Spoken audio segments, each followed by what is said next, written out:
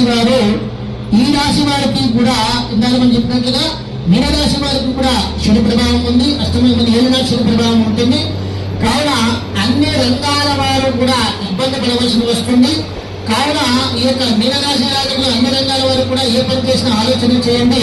పిల్లలు కూడా కొంచెం కష్టపడి, ఇంకా గట్టిగా కష్టపడి చదివితే ఖచ్చితమైన మంచి ర్యాంకులు సాధిస్తారు.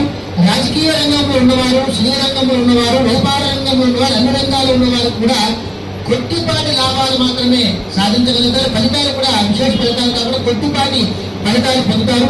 శని ప్రభావం వల్ల కొన్ని కొద్దిపాటి ఆరోగ్య సమస్యలు కానీ తలెత్తుతాయి. కావున జాగ్రత్తగా ఉండేది మీనరాశి వారు. కానీ ఈ యొక్క శని ప్రభావం నుండి బయటపడడం గాను ప్రతి శనివారంలో కూడా ఆ యొక్క నవగ్రహాల దగ్గర వెళ్ళి ఆ యొక్క శనీశ్వర స్వామి వారికి తైలాభిషేకం చేయించుకోవడం ద్వారా శని ప్రభావం తొలుగుతుంది. లేదా ప్రతి శనివారము కూడా ఆంజనేయ స్వామి దేవాలయం వెళ్ళి ఆంజనేయ స్వామి వారికి ఆకుపూజ చేయించడం ద్వారా, లేదా ప్రతి శనివారము కూడా శివాలయంలో అభిషేకం చేయించడం ద్వారా కూడా ఆ శని ప్రభావం కూడా తొలగి మంచి శుభ ఫలితాలు కలుగుతాయి.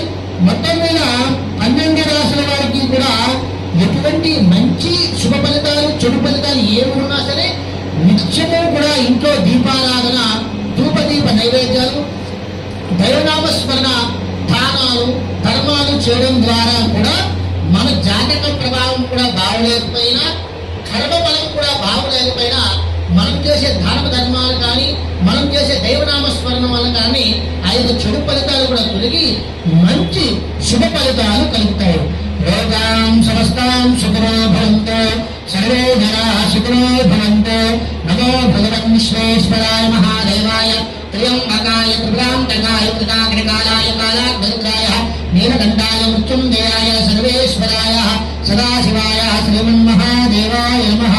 హర హర పార్వతే పదే మహాదేవ శంభో సుందర.